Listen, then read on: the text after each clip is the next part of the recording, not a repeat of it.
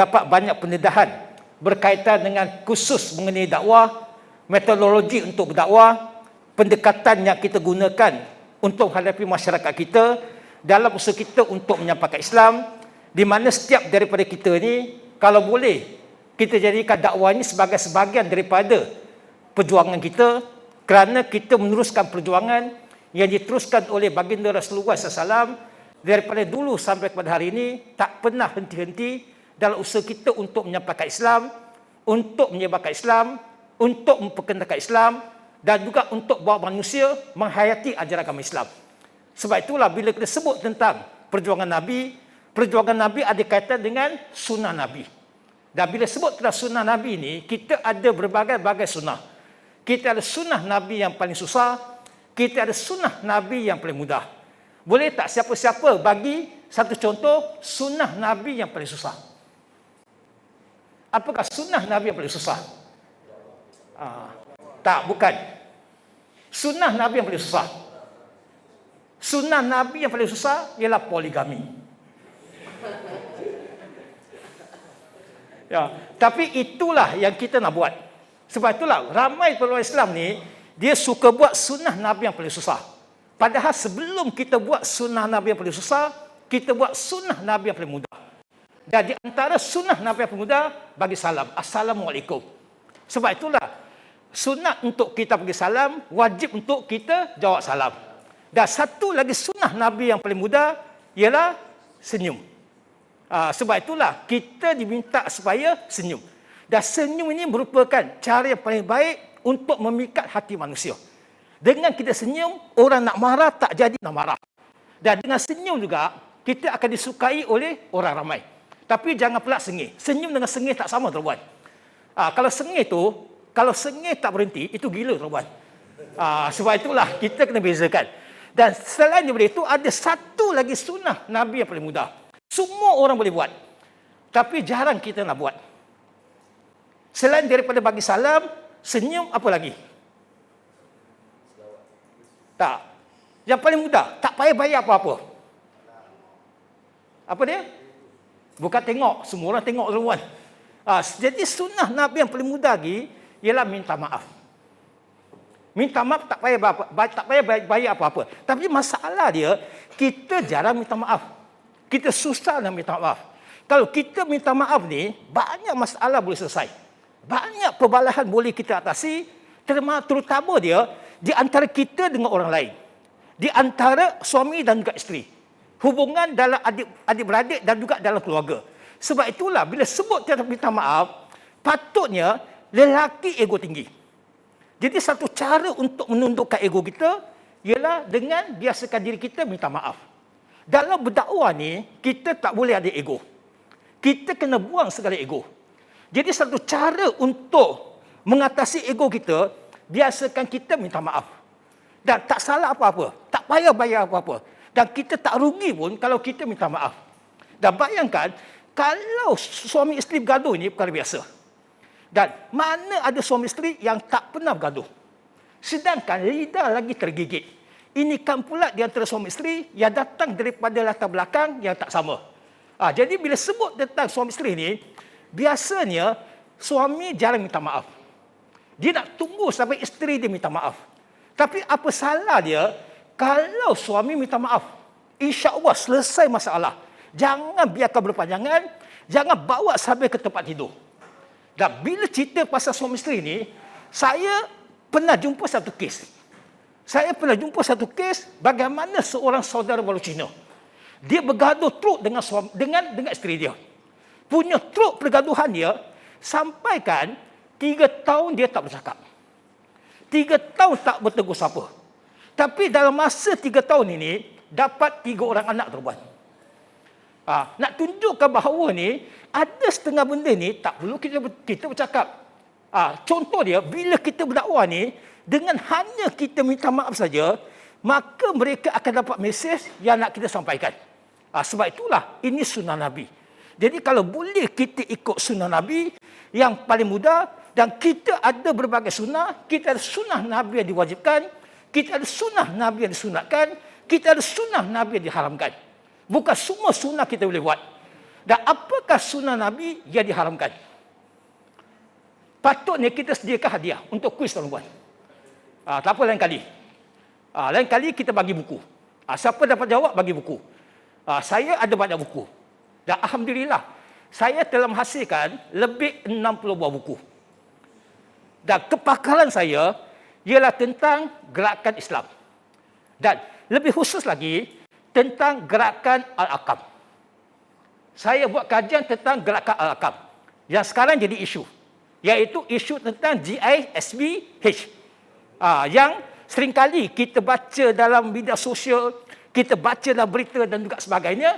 Dan saya ambil buat kajian tentang bidang ini, saya telah menghasilkan 2 buku tentang Al-Aqam, iaitu Al-Aqam di Sebalik Tabir, terbitan Universiti Malaya. Sebab saya buat kajian dekat UM, dan satu lagi buku ialah tentang rahsia Al-Aqam. Sebab itulah saya banyak mengkaji tentang isu-isu yang berkaitan dengan gerakan. Jadi bila sebut tentang sunnah Nabi ini, jadi bukan saja kita ada sunnah Nabi yang diharamkan, yang tak boleh kita buat, malahan kita juga ada sunnah Nabi yang paling utama. Kita ada 2 sunnah Nabi yang paling besar. Dan apakah sunnah Nabi yang paling besar? Yang paling utama. Yang pertama sekali ialah bawa manusia untuk mentauhidkan Allah. Itulah kerja dakwah. Dakwah kita tidak bukan ialah bawa manusia supaya sembah Allah. Beriman kepada Allah. Yakin dengan Allah. Tiada Tuhan disembah melainkan Allah. Dan satu lagi sunnah Nabi yang paling besar ialah menjauhkan manusia daripada melakukan syirik. Menduakan Allah. Sembah berhala, sembah patung, sembah batu, sembah pokok, sembah sungai, sembah keramat, sembah kubur, hatta sembah manusia sendiri. Dan itulah sunnah. Dan inilah dakwah tuan. Jadi dakwah kita ni kena selari dengan perjuangan Nabi. Kena selari dengan sunnah Nabi. Kena selari dengan apa yang dibawakan oleh baginda Rasulullah SAW. Sebab itulah tuan-tuan, jadi ini mukadimah. Biasalah penceramah ni dia start dengan mukadimah. Dia start engine dulu. Bagi panas dulu baru dia masuk gear. Jadi bila sebut tentang dakwah ni, jadi saya diberikan tajuk tentang salah tanggapan terhadap agama Islam. Jadi saya dah sediakan kertas kerja dia. Dan kertas kerja ni saya buat tergesa-gesa. Sebab tempoh masa dia terlalu singkat. 1 hari je. Di mana saya buat ini pun 1 jam je. Jadi kertas kerja ni dia ada typing error. Yang sepatutnya outreach in dakwah training. Ini tertinggal. Jadi sebab saya tak sempat cek. Terus hantar kepada pihak penganjur, IDIP. Dan kalau kita ada lagi beberapa kesilapan tu, ada beberapa kesilapan tentang tentang typing error berkaitan dengan ejaan. Okey, lebih tak apa. Kita terus kepada poin dia. Dan bila sebut tentang salah tanggapan terhadap agama Islam merupakan salah satu daripada agama yang terbesar dekat dunia. Dan sekarang ni, Islam menjadi agama kedua terbesar. Agama terbesar ni, agama apa? Okey, Kristian. Dari segi dia punya komposisi angka dia, dari segi jumlah penganut dia, kita tak dapat nafikan Kristian lebih ramai penganut dia berbanding dengan Islam. Tapi kita kena ingat, Kristian pun terbagi kepada 3 elemen paling besar. Ataupun 3 kategori agama Kristian. Yang pertama Katolik, yang kedua Protestan, yang ketiga Ortodoks. Bila digabungkan, maka mereka jadi besar. Di mana agama Kristian dikatakan mempunyai lebih kurang 3,000 juta penganut. 3 bilion. Dan Islam pula dikatakan mempunyai 2 bilion. 2,000 juta penganut. Tetapi ikut statistik yang terbaru. Statistik yang dikeluarkan bahawa penganut agama Islam sekarang ini sudah mencecah ke angka 3 bilion orang. 3,000 juta orang. Makna dia sikit lagi Islam akan mengatasi agama Kristian. Dan Islam akan menjadi agama paling besar dalam tempoh masa 5 tahun yang akan datang. Dan Islam bukan saja sudah menjadi agama kedua terbesar dekat England, Islam juga menjadi agama kedua terbesar dekat Perancis. Islam juga menjadi agama kedua terbesar dekat Eropah dan agama kedua terbesar dekat Amerika. Jadi kalau Islam tak dibendung, kalau perkembangan Islam masih berlangsung dengan pesat, kalau usul-usul dakwah biar kita lakukan, maka Islam akan mengatasi agama Kristian. Sebab itulah gerakan Kristian, Yahudi, orang bukan Islam, dia takut dengan Islam. Dan dia takut Islam itu berkembang. Bila berkembang ini, maka agama Kristian akan jatuh nombor 2. Dan Islam akan menjadi dominan di negara-negara barat. Dan kebanyakan negara di atas muka bumi ini. Dan inilah di antara asal-usul, salah sila, susu galuh, sebab kenapa berlaku dia salah tanggapan kepada agama Islam. Dan Islam ni akan menduduki nombor 1. Tak berapa lama lagi.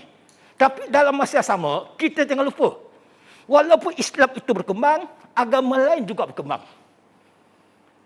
Kalau Islam mengalami kebangkitan, agama lain juga mengalami kebangkitan. Saya minta maaf tuan-tuan, sebab tekak tak berapa sihat. Ini program saya yang ketiga hari ini. Yang ketiga. Malam nanti ada kuliah lagi. Dekat Bukit Indah. Di Ampang.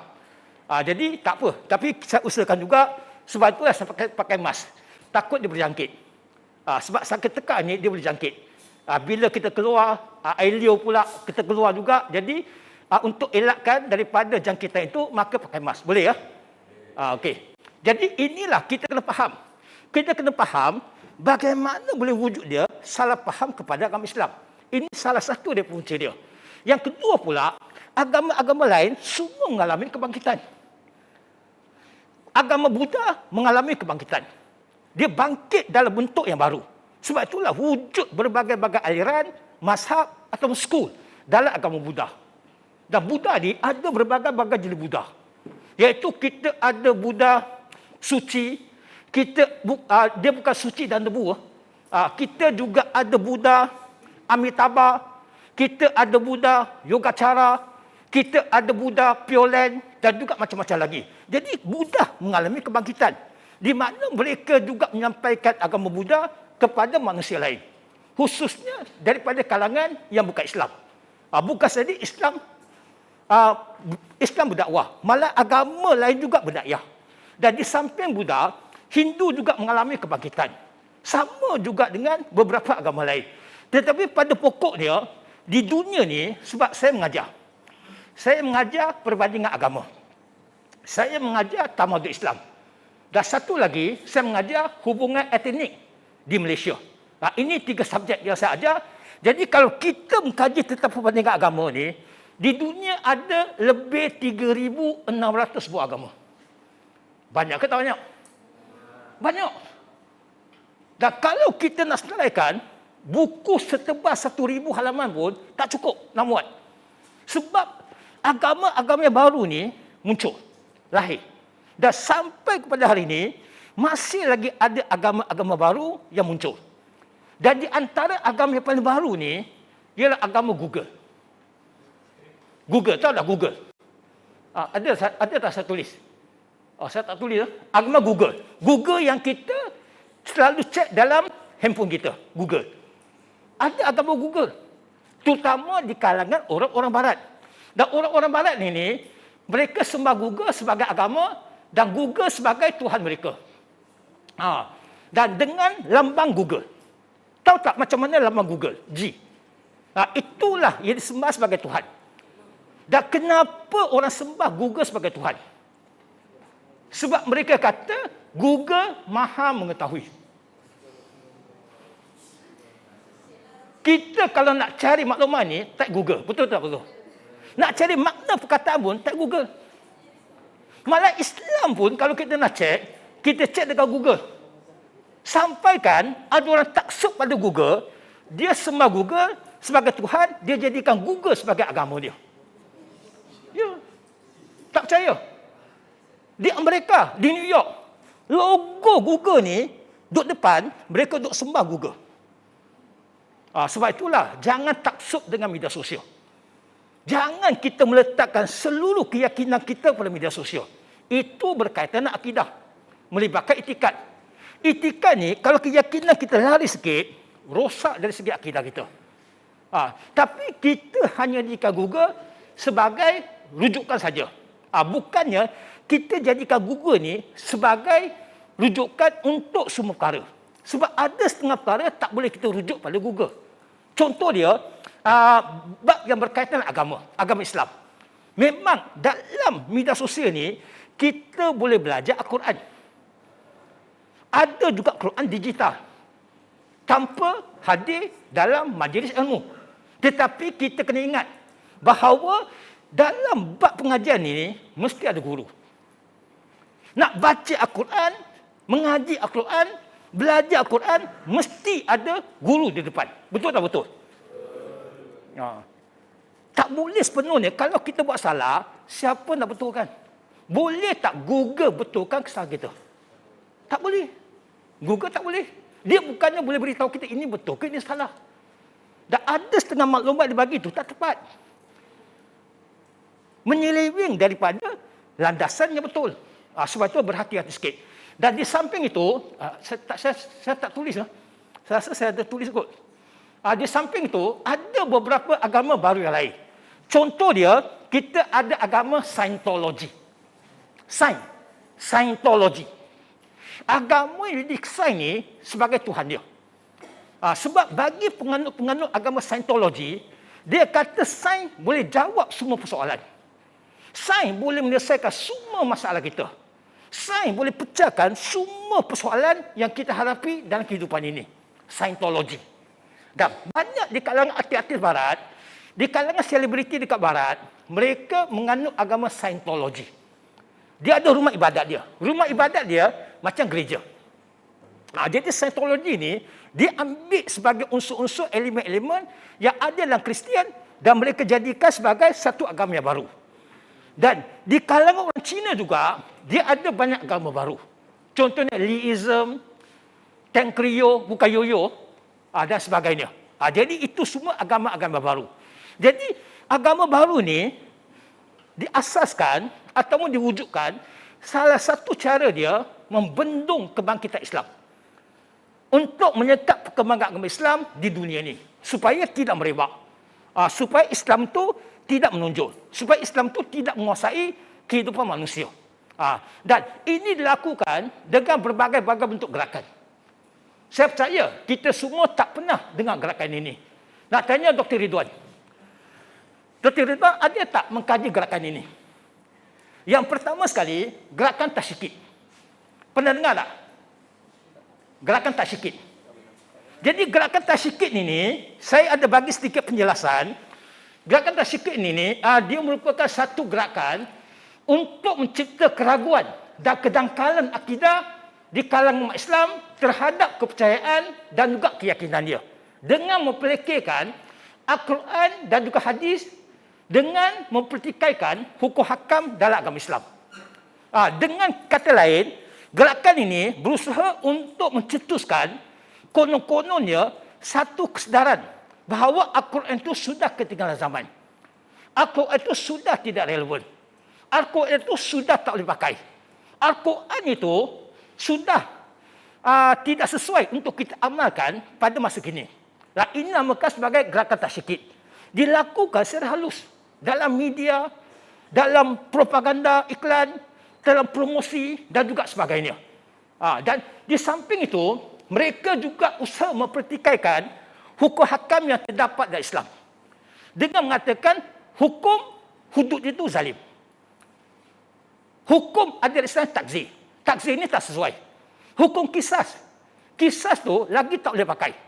Dan bila sebut tentang hukum hakam ni, di dalam Al-Quran ini, kita ada 4 bentuk hukuman. Tapi hudud bukan undang-undang. Ramai salah faham. Hudud ini satu bentuk hukuman. Kisas satu bentuk hukuman. Takzir satu bentuk hukuman. Diyat pun satu bentuk hukuman. Yang ada ni undang-undang Islam. Undang-undang Islam ni adalah Al-Quran. Tapi undang-undang itu diguna pakai ke atas hukuman-hukuman tertentu. Contohnya hudud. Hudud ini hukuman untuk kesalahan apa? Memang kita jenayah apa? Yang ditakut-takutkan, bila mencuri, potong tangan. Betul lah tu. Jadi, potong tangan ni digambarkan sebagai satu hukuman yang zalim. Sebagai satu bentuk hukuman yang tak adil. Sebagai satu bentuk hukuman yang menakutkan. Saya rasa mic ada ke tak ada sama je. Okey ya. Jadi saya letak boleh ya? Boleh tak? Atau kita pakai mic? Sebab dia tak berapa selesa ni. Boleh ya? Boleh dengar? Okey. Kalau tak dia macam dia ada satu bentuk gangguan. Dia duk pegang ni. Okey ya? Boleh dengar. Kalau tak jelas boleh minta penjelasan ya. Jadi bila sebut tentang hudud ni, dalam gerakan ini mereka menakut-nakutkan orang bukan Islam. Termasuk dekat Malaysia. Sebab itulah isu hudud ni dimainkan. Padahal mereka tak menjelaskan bagaimana bentuk hukuman ke atas mereka yang melakukan kesalahan hudud. Dan bagaimana hukuman itu dilaksanakan.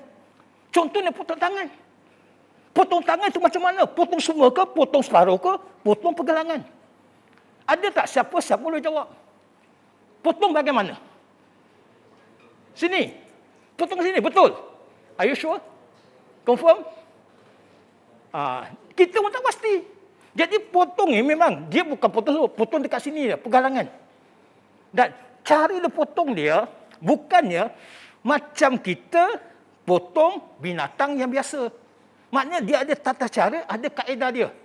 Dan untuk membuktikan berlakunya kecurian ini bukan mudah, tuan. Sebab itulah Islam kalau nak jatuhkan satu hukuman, dia ada pendekatan-pendekatan yang perlu diambil kira. Bukan sekadar saksi dan juga bukti. Malahan tu, orang yang nak hukum tu perlu dikenal pasti melakukan perbuatan tersebut. Dengan kata saksi. Saksi itu asal daripada perkataan melihat. Jadi saksi itu kena lihat. Kena lihat tangan itu digunakan untuk curi. Termasuk juga perbuatan jenayah lain. Maknanya saksi kalau dia tak lihat, kalau dia hanya tengok CP, kalau dia hanya dengar saja, maka kesaksiannya ditolak. Dan kalau saksi itu betul-betul melihat berlakunya perbuatan itu, saksi itu dia akan cek latar belakang. Saksi itu mesti tak pernah tinggalkan solat 5 kali satu hari. Dan saksi itu tak pernah melakukan apa-apa kesalahan. Ada tak kita boleh cari saksi yang tak pernah tinggalkan solat? Kalau dia tinggal salah satu daripada solat ni, tertolak kesaksiannya. Itu prinsip keadilan dalam Islam. Sebab itulah dalam sejarah Islam ni, berapa ramai di kalangan orang Islam jadi potong tangan dia. Boleh kemukakan ke? Tak ada. Bilangan dia terlalu sedikit. Jadi dengan kata lain, tujuan hukuman yang berat ini bukan untuk menghukum, tapi untuk mendidik. Dan hasil daripada didikan itulah orang takut untuk mencuri. Ada tak siapa-siapa pernah pergi ke Mekah? Pernah tak pergi ke Mekah? Ziarah, umrah, haji? Pernah? Kalau kita pergi ke Mekah, masuk hari Jumaat, waktu solat Jumaat, pekedai-pekedai, peniaga-peniaga boleh tinggalkan premis perniagaan dia tanpa berkunci. Sebab di Arab Saudi, mereka melaksanakan hukum hudud. Siapa mencuri ni, kalau dapat mencuri, potong tangan. Dan sebab itulah orang tak berani mencuri. Dekat Mekah. Itu didikan. Mendidik manusia untuk menjadi baik. Tetapi diberikan gambaran salah. Oleh gerakan ini, kononnya ini zalim. Ini tidak berperi kemanusiaan. Ini hukuman yang tidak bertamadun. Sama juga dengan hukuman sebat. Ke atas mereka yang berzina. Salah satu hukuman yang diletakkan di bawah hukuman hudud ini, berzina. Zina ada dua. Okey? Satu bagi pasangan yang belum berkahwin. Satu lagi bagi pasangan yang sudah berkahwin. Dan mereka tak jelas. Dan yang tak berkahwin ini, bila didapati melakukan zina, hukuman dia adalah sebat 100 kali. Betul tak betul? Bagi yang sudah berkahwin ini, kalau ikut hukum Islam ni, yang dikatakan zalim, rejam dengan batu sampai mati. Dan soalnya sekarang, kenapa ada dua bentuk hukuman ke atas perbuatan yang sama? Kenapa dulu? Ada sebab dia. Inilah keadilan Islam. Tapi digambarkan, ini tak adil. Zalim, kejam. Ini bercanggah dengan hak asasi manusia. Jadi sebenarnya tuan-tuan puan, bila sebut tentang rejam dengan batu sampai mati ni, rejaman ni dia dengan hukuman sebat ni. Sebat pun kita kena tahu sebat di bahagian mana. Ada tak siapa-siapa pernah masuk penjara? Ada tak siapa-siapa pernah masuk penjara? Tak pernah, alhamdulillah. Saya dah banyak kali masuk penjara. Tapi saya masuk penjara bukan kerana buat salah, tapi kerana bagi ceramah. Yang paling baru, saya masuk penjara Sungai Buloh. Dah banyak kali dah. Dah 3-4 kali saya masuk penjara Sungai Buloh ni. Saya pernah masuk penjara dekat Kajang. Saya pernah masuk penjara Al-Ustaq. Saya pernah masuk penjara dekat Penggalan Cepa. Saya pernah masuk penjara dekat Melaka yang disebut sebagai apa? Untuk pesalah-pesalah juana. Mereka berumur ni dimasukkan ke sekolah tersebut. Sekolah Henry Geni yang terletak dekat Melaka. Saya dah pernah masuk semua. Dan kalau kita masuk penjara ni, kalau boleh tengok mereka yang dikena hukuman sebat ini, sebatan akan dibuat di bahagian punggung. Akan dilondirkan seluar dia, londirkan tanpa bertutup, kemudian sebatan akan dibuat sekuat yang boleh. Dan sekali dikenakan sebatan ini, terkoyak bahagian kulit dekat punggung dia. Tersiat. Luka yang dalam. Sebab itulah, orang itu jatuhkan hukuman 6 kali sebatan. Dan sebatan dia tak boleh buat sekaligus. Dia sebat sekali ini, kena bagi dia rehat. Sehingga luka dia sembuh. Dan bila dah sembuh ni, dah sihat ni, baru sebatan kedua akan dikenakan. Sehinggalah 6 sebatan itu habis. Dan orang terlalu tua, kalau terlalu tua sangat, uzur sangat, dah berumur sangat, biasanya hukuman sebat dikecualikan. Sebab dia tak mampu nak tahan tekanan kesakitan daripada sebatan tersebut. Tapi dalam Islam ni lain. Dalam Islam ni, walaupun disebat 100 kali, tapi tak boleh disebat dekat bahagian punggung.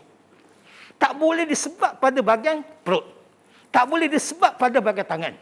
Tak boleh disebab pada bahagian-bahagian lain, melainkan di belakang tubuh badan. Di bawah tengkuk, di atas tulang punggung. Ini bahagian yang boleh sebat.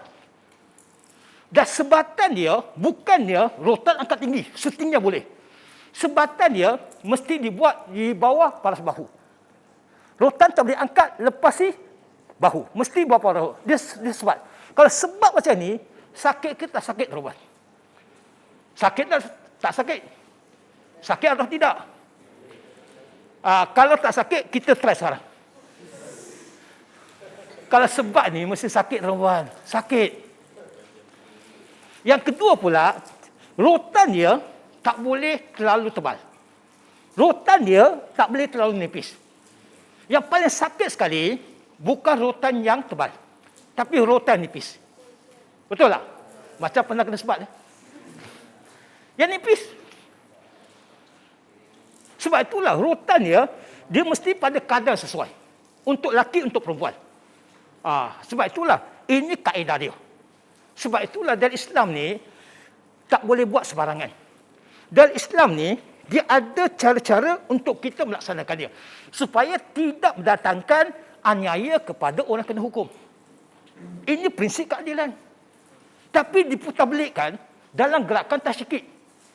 Mereka bagi gambaran semua hukum Islam ni semua jadi takut. Dan sekarang pun non Muslim takut. Mereka takut pada hudud. Belum lagi kisas. Kisas ni orang yang membunuh dibalas dengan bunuh. Dan pernah tak kita tengok hukuman bunuh dari Islam? Pernah ke tak pernah? Kita tak pernah tengok. Hukuman dari Islam ni dia pancung. Sebab itulah jarang dilaksanakan. Kalau orang tengok pun dia takut. Takut untuk buat salah. Walaupun kisah itu bunuh, dibalas dengan bunuh. Tetapi ada alternatif lain. Dia ada hukuman diat. Dia itu maksud dia boleh diganti dengan denda. Denda ke atas orang membunuh, di atas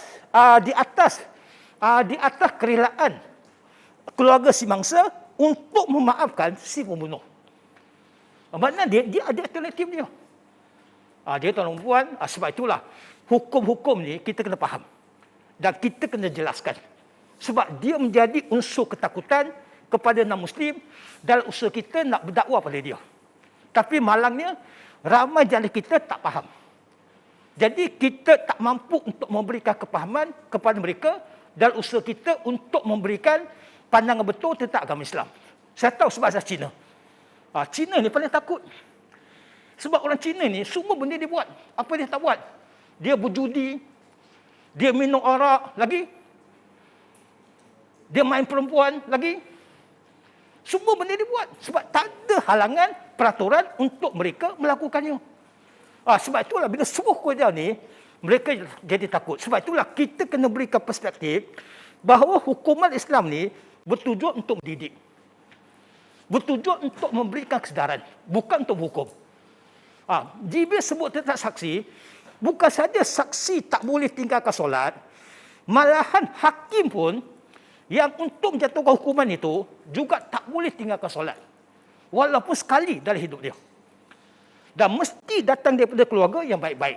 Keluarga yang tak pernah melakukan apa-apa kesalahan. Jadi susah. Islam ni paling susah lah hukum orang. Tapi apa yang kita gambarkan, seolah-olah Islam suka menghukum. Sikit-sikit masuk neraka. Contohnya, ada orang Cina datang komplain. Dia datang komplain dengan saya, dia kata dia tak suka Islam. Saya kata pasal apa tak suka Islam? Dia kata sebab orang Islam, dia kata orang Islam. Sebab dia kata orang Islam ni mengatakan bahawa orang kafir ni masuk neraka. Betul ke orang kafir masuk neraka? Betul kan? Tak betul? Sekali pandang, nampak macam betul. Tapi kalau kita kaji dengan lebih teliti, tak semestinya betul.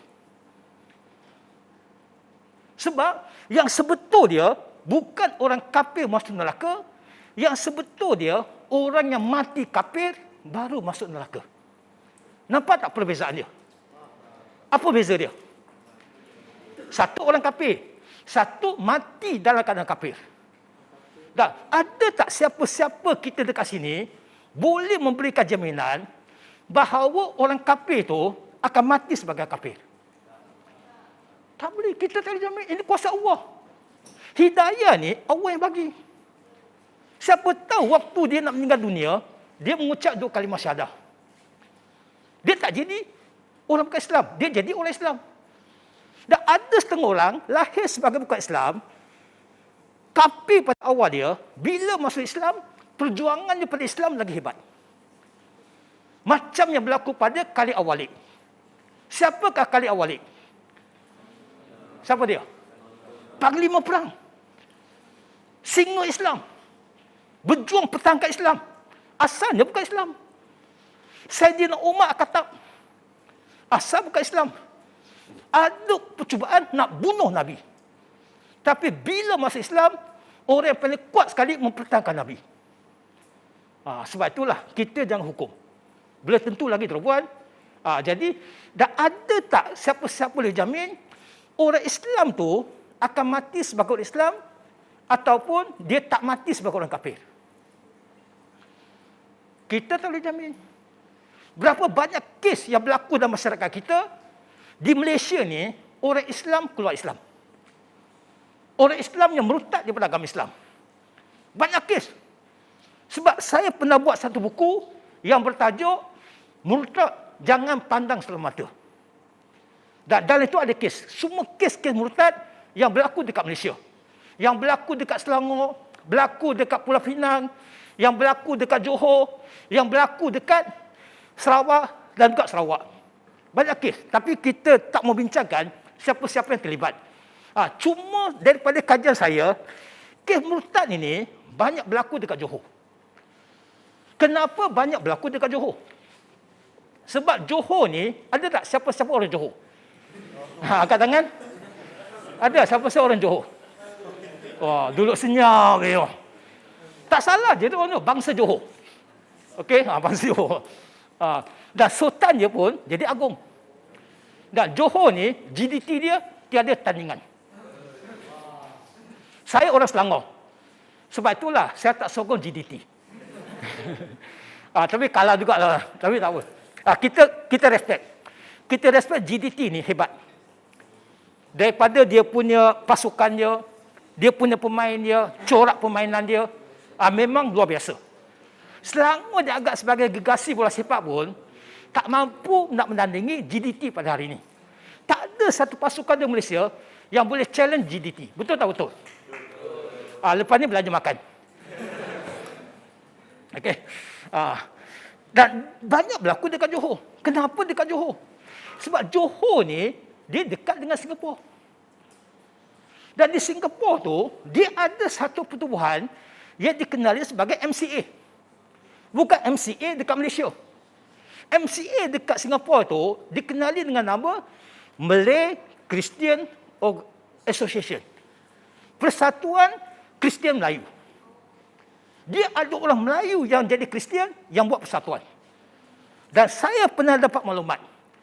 Waktu saya buat kajian tentang murtad, saya banyak bentangkan kerja berkaitan kemurtadan dekat di Malaysia ni, di mana MCA ni dia pernah tawarkan siapa-siapa yang dapat mengkristiankan seorang Melayu, maka mereka akan dibayar sebanyak $10,000 Singapura.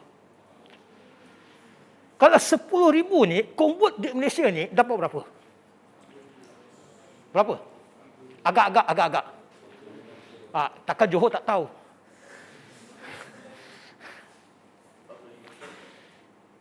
Ya, lebih kurang 40,000, 45,000. Di Malaysia banyak. Dan bagi siapa-siapa yang dapat mengkristiankan seorang bukan Melayu, Cina, India, mereka hanya diberikan sebanyak $3,000 Singapura. Makna dia, nilai orang Melayu lebih tinggi daripada nilai bukan Melayu. Sebab itulah banyak usaha-usaha perhutanan berlaku dekat Johor. Mengkristiankan orang Melayu dekat Johor sebab bayaran dia tinggi. Ini semua gerakan. Sebab itulah kita kena tahu. Kita kena counter back. Kita kena macam mana nak defend. Macam mana kita nak serang. Sebab itulah, tuan-tuan dan puan, yang dihormati semua, dan ini semua satu bentuk gerakan. Mencipta ragu. Kita jadi ragu. Ragu maksudnya tak yakin. Kita dah tak yakin pada Islam. Kita tak yakin pada ajaran Islam. Kita tak yakin pada apa yang ada dalam Al-Quran. Kita tak yakin lagi pada Nabi. Tak yakin lagi pada hukum hakam yang ada di dalam agama Islam. Sebab itulah keyakinan ni jadi longgar. Keyakinan ni bertimbang balik. Ini namakan sebagai was-was. Bila orang Islam was-was kata agama Islam ni, maka kita jadi lemah. Sebab itulah. Itu kita kena faham. Okey, gerakan sikit. Kita kena buat cepat sebab masa sampai 4.30 je. Okey, saya cuma pendek-pendekkan. Gerakan tasyirih. Yang kedua pula, gerakan tasyirih. Cuma saya tak tulis panjang ni sebab selain daripada tak cukup masa, sebab kita boleh perkembangkan lagi dengan berbagai-bagai contoh. Tasyirih ni maksud dia satu bentuk gerakan untuk menghilangkan kebanggaan dan keyakinan terhadap Islam dengan memberikan gambaran buruk terhadap Islam. Bahawa Islam ini tidak relevan lagi. Islam sudah ketinggalan zaman. Islam sudah tak boleh kita jadikan rujukan. Islam tidak mampu untuk menalangi berbagai bentuk permasalahan yang kita hadapi. Jadi gambaran buruk. Yang diburuk-burukkan, kononnya Islam itu menindas. Islam berlawanan dengan hak asasi manusia. Islam tu banyak keburukan dia. Contoh dia memberikan gambaran bahawa wanita dan Islam ditindas. Itu tak betul, tuan-tuan. Islamlah yang merupakan agama yang mengangkat martabat wanita. Islam yang memuliakan wanita. Islam yang selamatkan wanita. Betul tak betul? Dan Islam memberikan hak pada wanita. Kalau kita kaji betul-betul, dalam agama-agama lain, mereka tak bagi hak pada wanita untuk mewarisi harta. Tapi Islam bagi. Harta pusaka. Kalau harta pembahagian ikut faraid, wanita juga dapat bahagian dia. Betul tak? Cuma bahagian dia tak sebesar macam lelaki. Tapi dalam agama lain, contoh orang Cina, dalam masyarakat Cina ni, anak perempuan tak layak memiliki harta. Hanya anak lelaki je. Dan wanita dalam masyarakat India, suatu ketika dahulu, dibakar bersama-sama dengan suami dia yang meninggal dunia. Dalam satu adat, dia dipanggil sebagai adat sati. Yang mensatikan wanita perempuan. Faham ke tak faham? Ya, ada satu adat. Muncullah adat itu sudah diharamkan oleh kerajaan India. Tetapi masih diamalkan di setengah-setengah kawasan pedalaman terpencil dekat negara India. Secara sembunyi-sembunyi. Dia ada satu adat. Adat ni, bila wanita kematian suami dia, dia juga kena mati bersama dengan suami dia. Dengan dibakar bersama dengan mayat suami dia.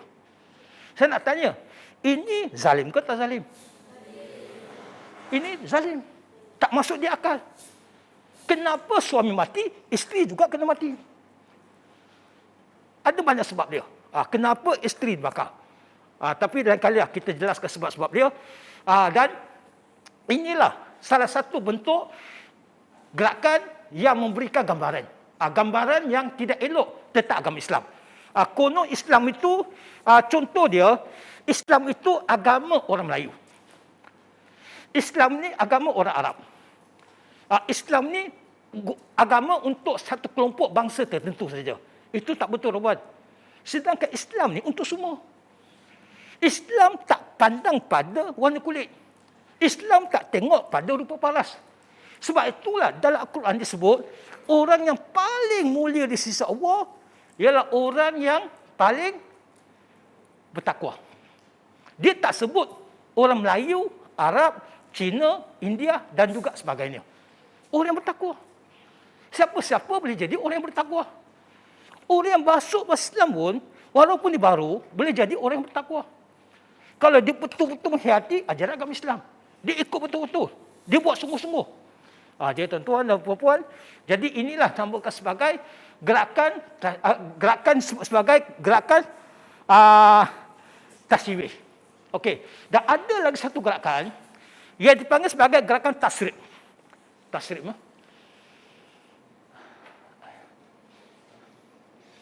gerakan tasrif. Tasrif ini diterjemahkan dalam bentuk usaha pencairan budaya. Mencairkan budaya dan pemikiran umat Islam dengan mencampur adukkan antara hak dan batil. Antara baik dan buruk. Antara benar dan palsu. Antara halal dan juga haram. Serta perkara yang makruh dan juga yang mungkar. Dia campur adukkan. Sebab itulah umat Islam pada hari ini, mereka jadi confused. Yang mana satu halal, yang mana satu haram. Yang mana satu ibadah, yang mana satu bid'ah. Campur aduk. Benda ibadah yang kita buat dikatakan bid'ah.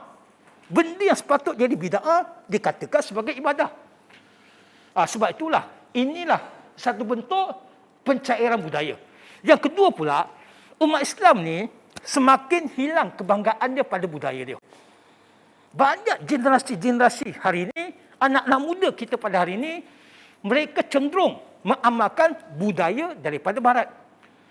Mengagung-agungkan budaya daripada Korea. Saya percaya kita semua ni, terutama muslimah ni, wanita ni, mereka suka sangat dengan artis-artis daripada Korea. Betul ke tak betul? Dia tak mengaku, tak apa. Saya pun ada anak perempuan. Sikit-sikit BTS. Tapi BTS ni dah ketinggalan dah. Yang terbaru ni apa? Artis yang paling top, paling pop. Dekat Korea Selatan. Dan mereka minat. Sikit-sikit Korea. Nak tengok pun drama Korea. Filem Korea.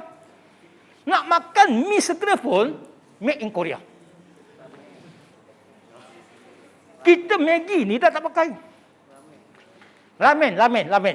Ada satu lagi yang dia buat daripada apa, pasta itu. Yang apa, yang dia sebab apa dia? Dia sebenarnya dia apa? Dia pasta dia. Tapi dalam bahasa Korea. Dia sebab apa dia? Apa nama dia? Yang anak perempuan dia selalu beli. Sebab budak-budak ni, remaja ni, dia sikit-sikit dia Korea. Dia pergi 99 pun, dia tak cari mi Maggi. Mi Maggi ni 4 bungkus baru RM4 lebih atau RM5. Dia sanggup beli ramen yang satu bungkus dia RM7-8. Sebab keluaran daripada Korea. Jadi itu maksud dia, mereka tak sok pada budaya daripada luar. Tak yakin lagi kepada makanan tradisi. Budak sekarang ni malu. Malu nak makan ondeh-ondeh. Malu nak makan mi goreng yang biasa. Mereka nak makan pasta. Mereka nak makan spaghetti. Ini pencairan budaya. Mereka cairkan pemikiran kita. Bahawa apa yang datang daripada luar lebih baik daripada apa yang ada pada kita. Contoh dia, makanan segera. Restoran segera. Di Malaysia ni, boleh tak tuan-tuan dan puan senaraikan restoran segera yang ada? Okey, apa dia? Mary Brown. Okey, lagi? Dia apa? Dia tak ada parfum putih. Dia tak? Dia tak ada. Tak apa. Mary Brown lagi? Apa dia? Darsa lagi? Darsa lagi? Ya? Siumek. Okey. Tulis. Tak apa tulis. Sebab mungkin saya ketinggalan zaman. Okey. Dasar itu saya pernah dengar. Mary Brown biasa. Lagi satu apa dia? Okey. Siumat dengan Family Mart. Ini restoran segera. Okey, selain daripada itu apa lagi? Kita lompat. Kenny Rogers, KFC, McDonald, lagi? Ya? A&W, lagi? Texas, lagi? Ya? Spaghetti. Burger King, Pizza Hut, lagi? Ya? Sushi King. Lagi? Yao. Dan lain-lain lagi. Okay. Nampak tak? Kita lebih kenal restoran segera ni yang datang dari luar. Okey, tapi kita tahu tak asal usul dia? Apakah restoran makanan segera yang pertama ditubuhkan dekat Malaysia? Yang pertama sekali, bukan Ayam Mas. Pada tahun 70-an. Mungkin adik-adik semua tak pernah ataupun tak pernah dilahirkan lagi waktu itu. Bukan KFC. Restoran makanan segera yang pertama yang ada dekat Malaysia. Diperkenalkan dekat Malaysia. Yes, A&W. A&W yang pertama ni, dia punya restoran dia ada dekat PJ, Petaling Jaya. Dekat dekat dengan Taman Tasik, Lake Garden. Itu yang pertama. Masih lagi kekal sampai ke hari ini. Dan Mary Brown ni bukan syarikat daripada barat. Mary Brown ni merupakan restoran makanan segera yang diasaskan oleh rakyat Malaysia. Itu Mary Brown, bukan Dasar. Dasar itu kemudian. Okey? Mary Brown ni milik rakyat Malaysia. Bukan milik mereka.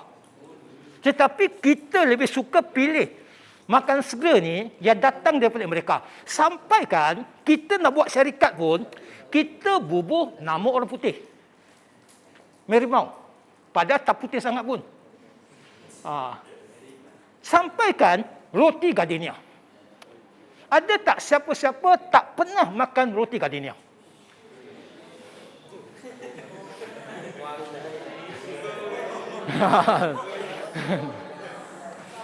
Boleh katakan kita semua pernah makan. Walaupun tak selalu. Okey? Dan gardenia ni, dia sebenarnya milik orang Malaysia. Jenama ni hak milik rakyat kita. Asal dia daripada Sabah. Tapi okey, siapa Sabah ni? Sabah saya. Tak pernah makan dekat Sabah. Ya. Okey, dan gardenia ni dia milik seorang jutawan Cina. Saya tak ingat, tapi jutawan itu dia kaya. Sabah itu di antara orang paling kaya ialah pemilik syarikat roti gardenia. Tetapi gardenia kita makan dekat Semenanjung ni, syarikat tu dia beli. Dia beli nama gardenia itu daripada jutawan Cina itu. Dan sebab itulah roti gardenia di Semenanjung ni hanya boleh dipasarkan dekat Semenanjung Malaysia. Tak boleh dipasarkan dekat Sabah Sarawak. Sebab Sabah Sarawak ni, dia punya jenama dia masih dipegang oleh jutawan Cina itu. Dan dia ada keluarkan roti gardenia juga. Tapi dia punya packaging dia lain daripada Malaysia. Bayangkan, saya nak tunjukkan roti saja, tapi bubuh nama orang putih. Sebab dia kata nama orang putih ni boleh jual. Cuba kita bubuh gardenia ni jenama Malaysia. Roti taman. Garden tu tukar jadi taman. Boleh jual ke tak boleh jual? Bukan kurang, memang tak boleh jual. Bankrupt langsung. Nah, ini contoh dia pencairan budaya. Boleh faham ke dia tak faham? Kita agung-agungkan nama orang putih. Kita sampaikan nama kita pun sekarang tu bubur juga nama orang putih. Nama pendek jadi panjang. Daniel apa tu? Contoh perempuan lah. Farah, Sofia Anis, Farah apa macam-macam lah. Jadi panjang. Sebab dia rasa benda tu baik. Ada tak siapa-siapa yang nama dia kekal dengan nama Fatimah? Ada tak ada? Siapa nama Fatimah? Aisyah? Ada tak siapa nama Aisyah? Tak ada. Khatijah? Ada tak nama Khatijah? Okey, lelaki pula, ada tak nama Awang? Awang? Ada tak ada? Tak ada? Ya? Awang. Awang, bukan awan ya, Awang. Tak ada lagi. Sebab itulah nama-nama ni tak glamour. Nama-nama ni tak menarik. Nama-nama ni tak boleh cari jodoh. Orang tak mau jadi menantu. Orang tak mau ambil sebagai pasangan sebab nama tak glamour. Itu maksud dia yang saya tunjukkan. Inilah pencairan budaya dan pemikiran. Sehingga kan kita tak bangga dengan Islam. Kita dah tak yakin dengan Islam. Kita tak rasa Islam itu hebat. Ini namakan sebagai gerakan taswib. Okey? Jadi kita cepat sikit dah. Ada satu lagi gerakan tasrib. Gerakan tasrib ini ialah satu gerakan memfokus kepada usaha pembaratan dunia dan masyarakat Islam dengan mempromosikan cara hidup, budaya hedonisme, pergaulan bebas dan kebebasan tanpa batasan, tidak kecuali dalam pahaman dan ideologi yang bercanggah dengan Islam. Jadi, salah satu daripada pahaman yang sedang menguasai masyarakat kita ialah pahaman liberalisme. Liberal. Sampaikan orang Islam ni, dia tambah lagi Islam liberal. Mana ada Islam liberal? Cuba kita buka mana-mana kitab. Cuba kita buka dalam mana-mana tulisan ulama-ulama dalam Islam. Ada tak Islam liberal? Yang ada Islam sederhana. Liberal itu maksudnya bebas. Sebebas-bebas dia, tanpa segatan, tanpa batasan, tanpa sepadan. Dia bebas buat apa saja. Bebas dalam pergaulan. Okey? Bebas untuk keluar masuk agama. Dia nak masuk mana-mana agama, itu bebas. Nak keluar Islam pun bebas. Dan satu lagi, hasil daripada liberalisme ni, maka lahirlah LGBT. Sekarang tambah lagi 2, LGBTQI. Yes. Kalau tak percaya, cek Google lagi lah. QI itu apa? L kita tahu, lesbian. Okey? Hubungan jenis perempuan-perempuan. LG. G itu gay. Gay ni bukan kata bahasa Inggeris. Gay ni bahasa Jerman. Lesbian. Asal usul lesbian ini daripada perkataan lesbo. Lesbo ni merupakan sebuah pulau yang terletak berhampiran dengan Greek, di mana penduduk dia mengamalkan hubungan seks sejantina. Perempuan saja. Dan LGBT, bisexual. Bisexual ni lelaki dengan perempuan semua boleh. Okey? Dan T itu transseksual. Pondan, lelaki nak jadi perempuan dan tukar jantina, tukar penampilannya, pakaian dan juga sebagainya. Transseksual. Jadi pondan ni macam-macam nama. Pondan lagi, maknya lagi, bapuk lagi, Cina panggil aqua. Lagi apa dia? Darai ni okey. Darai ni bahasa utara. Darai ni bahasa orang Kedah. Darai tu sebenarnya darai ni dia nak kata pondan bukan pondan. Cuma lelaki yang berperwatakan lembut. Itu darai, betul tak? Jadi ini bahasa utara. Di selatan dia tak jumpa. Saya tahu perkara ini sebab saya menghasilkan satu buku terbaru saya. Sebelum Covid. Buku terbaru saya bertajuk Gerakan Konspirasi Songsang LGBT. Saya lupa nak bawa untuk tunjuk dia. Sebab dalam buku ni, dia ada sejarah LGBT. Dalam buku ni, dia ada banyak gambar. Gambar dia semua berwarna. Cantik buku itu. Jadi, buku tu menunjukkan bahawa LGBT ni hasil daripada gerakan liberalisme. Cuba QI, cuba cek dalam Google. Saya dulu, apa dia QI? LGBTQI. Dia akan keluar dia punya definisi dia. QI. LGBT kita dah tahu, tapi QI. Ya. Dia tak tahu. Okey. QI ni dia apa? Questioning. Dia sebab QI ataupun I itu panggil intersex. Jadi intersex ni makna dia intersex ni dia bertukar-tukar dia punya pasangan seksual dia. Itu panggil I. Ya, dia bertukar. Pasangan saya boleh tukar dengan pasangan orang lain. Itu panggil intersex. Dan satu lagi questioning. Dia queer. Dia panggil queer. Queer ni dia berdepan dengan kecelaruan. Celaru dari segi seksualiti dia. Okey. Dan bila kita sebut tentang cuma dari Islam ni kita tak terima LGBT, QI. Okey? Cuma dari Islam kita terima satu lagi golongan selain lelaki dan perempuan, kunsa. Tahu tak kunsa? Itu Islam perakui. Kunsa tu bukan pondan. Dia bukan darai. Okey? Kunsa ni dia bukan transseksual. Kunsa ni dia lahir secara semula jadi dengan mempunyai 2 alat jantina. Laki dan juga perempuan. Okey? Tetapi bila dia membesar, dia kena pilih salah satu jantina. Dia tak boleh selama-lamanya ada 2 jantina. Sama ada jadi lelaki atau jadi perempuan. Itu kunsa. Jadi Islam pelakui. Sebab benda itu semula jadi. Tapi LGBT itu pilihan. Kita yang pilih. Kita yang nak jadi. Bukannya kita ditentukan untuk menjadi. Boleh faham? Okey.